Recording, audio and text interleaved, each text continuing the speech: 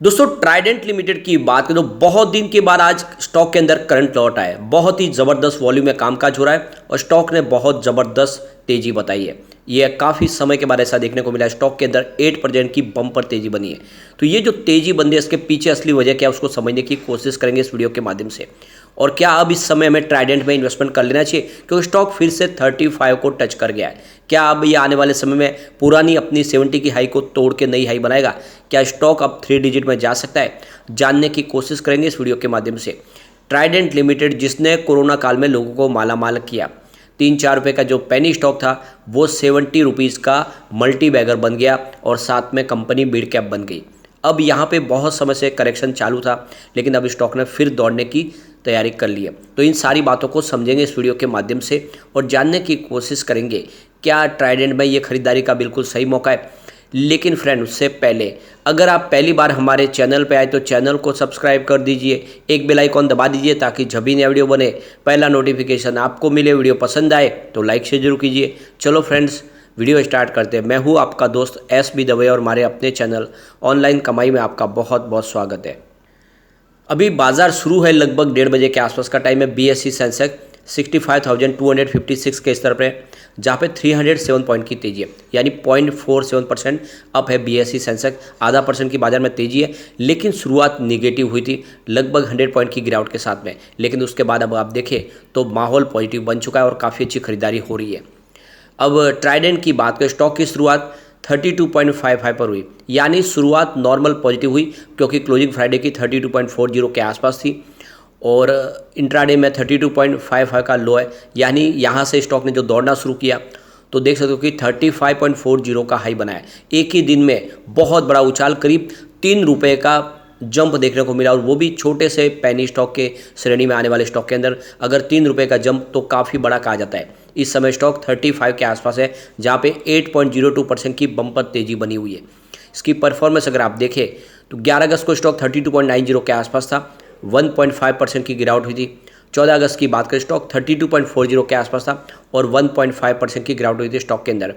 16 अगस्त को स्टॉक ने 32.80 के आसपास क्लोजिंग दी 1.2% की तेजी के साथ में। 17 अगस्त की बात करें तो स्टॉक 32.65 के आसपास था, 0.5% की गिरावट हुई और 18 अगस्त को 32.40 के आसपास क्लोजिंग दी जहाँ पे 0.8% की गिरावट थी। तो ये तो आप क्लियरली समझ सकते हो कि पिछले कई ट्रेडिंग सेशन से स्टॉक 32 के आसपास ही था और काफ़ी दबाव में था। लेकिन अब आप देख सकते हो कि स्टॉक ने एक ज़बरदस्त जंप लगाया और आपको पता होगा तो मैंने रेगुलर कहा है कि 32-33 का इसका एक मजबूत सपोर्ट है और बहुत जल्द यहाँ पे आपको तेज़ी देखने को मिलेगा और बिल्कुल वैसा ही हो रहा है और खरीदारी का मौका है।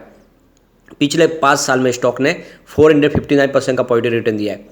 3 ईयर की बात करें उसने 418% का जबरदस्त रिटर्न दिया है। स्टॉक देख सकते हो कि 3 साल पहले 3-4 रुपये के आसपास था लेकिन 1 ईयर के हिसाब से यहाँ पे लगभग 8.85% की अभी फिलहाल गिरावट है।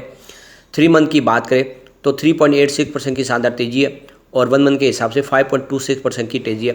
1 डे के हिसाब से 8% की तेजी है। तो बहुत ही शानदार तरीके से स्टॉक ने अब दौड़ना शुरू कर दिया। वॉल्यूम में आज बहुत भारी उछाल है। पिछले 1 महीने पहले इसका 88 लाख का वॉल्यूम था, 1 वीक पहले देखें तो 68 लाख का वॉल्यूम हुआ था और आप ये देख ही सकते हो कि फ्राइडे को 71 लाख का वॉल्यूम था, यानी वॉल्यूम 1 करोड़ से भी नीचे हो रहा था। काफ़ी ज़्यादा लोगों का रुझान नेगेटिव बन चुका था, इस तरफ कोई खरीदारी के लिए नहीं आता। लेकिन आज देख सकते हो कि 12:30-1 बजे के पहले ही 8 करोड़ का भारी वॉल्यूम हो चुका है, यानी वॉल्यूम में एक ज़बरदस्त उछाल और उसके पीछे वजह बड़े फंड हाउस की जम के खरीदारी। 25 इसका 52 वीक का लो है और 41 इसका 52 वीक का हाई है। स्टॉक 35 के आसपास है, यानी अब ये अपने 52 वीक के हाई को तोड़ के नई हाई बनाने को तैयार हो चुका है। और इसके पीछे वजह है कि सरकार ने यहाँ पे अपना जो टारगेट सेट किया है आने वाले 2025 तक $100 बिलियन का एक्सपोर्ट का बिजनेस कंपनी अचीव करेगी, इंडिया की है सारी। अब ये जो टारगेट है इसको पूरा करने के लिए सरकार ने कमर भी कस ली है। इसके लिए बहुत सारी स्कीमें शुरू की जिसमें PM mega integrated textile park शुरू किया गया है। इस PM मित्र योजना का भी बेनिफिट देखने को मिला। इसके लिए सरकार करीब 70,000 करोड़ का निवेश करने जा रही है। अलग अलग टेक्सटाइल पार्क बनाए जा रहे हैं। इस टेक्सटाइल पार्क के माध्यम से इस सेक्टर को बूस्ट दिया जा रहा है, जिसमें आप देख सकते हो कि PM मित्र पार्क के माध्यम से तमिलनाडु, तेलंगाना, कर्नाटका, महाराष्ट्र, गुजरात, मध्य प्रदेश, उत्तर प्रदेश में निवेश किया जा रहा है और इस पार्क के माध्यम से इस सेक्टर को बूस्ट देने की कोशिश की जा रही है। इसके अलावा फॉरेन डायरेक्ट इन्वेस्टमेंट शुरू कर दिया गया है। FDI के अंदर छूट दे दी गई, 100% FDI लगाया जा सकता है, तो इस सेक्टर को उसका बेनिफिट मिल रहा है। बहुत सारी जो कंट्रीज़ है वो इंडिया में इन्वेस्टमेंट करना चाहते हैं टेक्सटाइल सेक्टर के अंदर।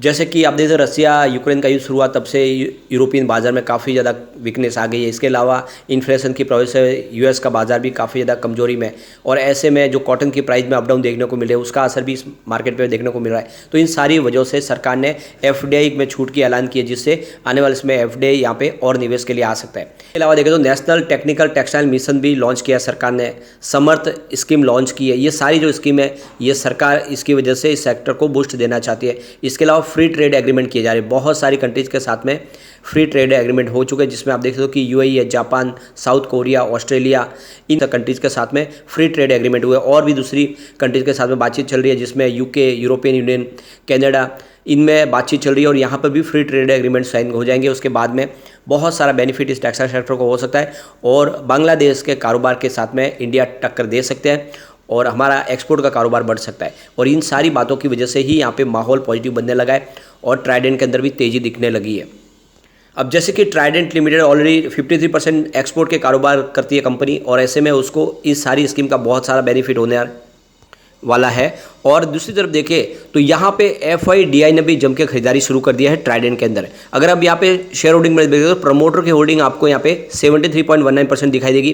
तो प्रमोटर ने जून में अपनी होल्डिंग को बढ़ाया, दिसंबर में ये 72.94% के आसपास है, ये भी एक शुभ संकेत है। इसके अलावा कंपनी का कोई भी गिरवी शेयर नहीं है।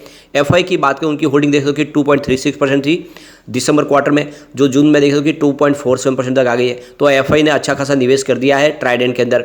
डीआई की बात करें, उनकी भी 0.04% की होल्डिंग थी, जो बढ़ के 0.05% पर आ गई है। अदर्स की बात करें तो उनकी 24.66% की होल्डिंग थी, जो जून में 24.29% पर आ गई है।